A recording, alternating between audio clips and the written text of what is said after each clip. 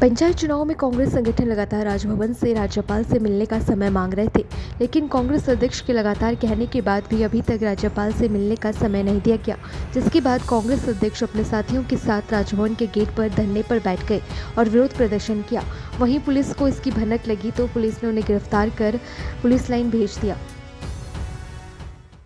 देखिए, सरकार ने मजबूर किया सर, खुला उल्लंघन हो रहा है। टिहरी का आप देख लीजिए, शौचालय न होने का बहाना बना के पर्चा रिजेक्ट कर दिया। कोर्ट से आई है, कोर्ट ने निर्देश दिए हैं कि आप पर्चा भी दीजिए और क्या कहते हैं उनको सिंबल भी अलॉट कीजिए। दूसरे व्यक्ति का ऐसे ही किया।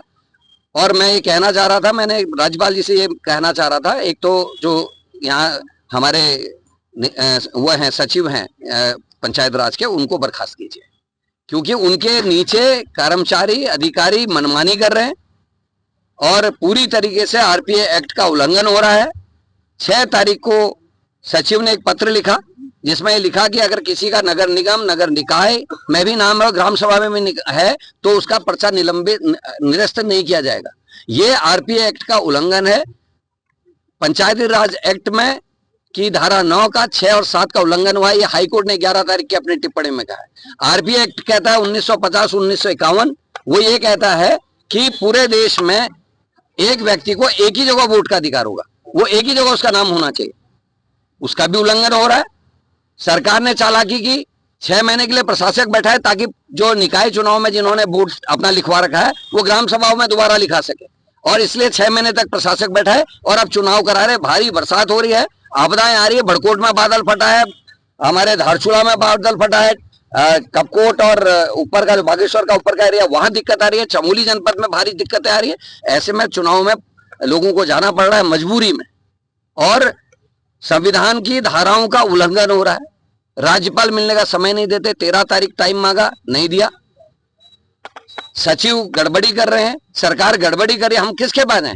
जिसकी नियुक्ति राज्यपाल के दस्तखतों से होती है, तो हम इसलिए राज्यपाल के समय हमने टाइम मांगा, और सुशील कुमार जी ने आती कर दी। मैंने 13 तारीख को टाइम मांगा, गवर्नर साहब से नहीं मिला। मैंने 14 तारीख को टाइम मांगा, नहीं मिला। कल मैंने 15 तारीख को फिर एक पत्र लिखा और मैंने उसमें लिखा कि सर अगर आप यहाँ नहीं है, मैं दिल्ली भी आ सकता हूँ अपने डेलीगेशन के संग। आप देहरादून मिले तो मैं देहरादून मिलूंगा, आप दिल्ली चाहेंगे तो मैं दिल्ली मिलूंगा। मैं रानीखेत से अपनी विधानसभा छोड़ के यहाँ आया हूँ, 3 दिन से यहाँ बैठा हूँ। जब समय नहीं देंगे, और हम किसके बाद गुहार लगाए?